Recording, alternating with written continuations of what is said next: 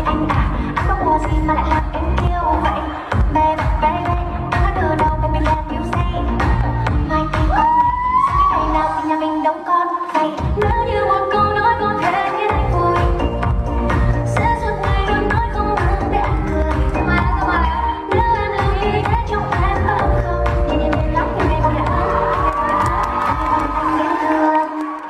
Giây phút em gặp anh, em biết em si tình, tình tình tình đang đang đêm, tình tình tình đang đang đang.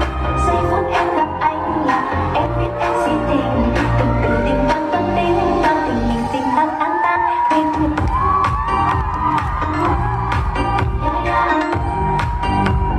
anh tính sao rồi anh tính sao?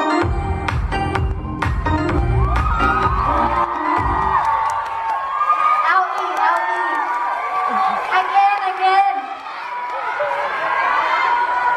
I like it.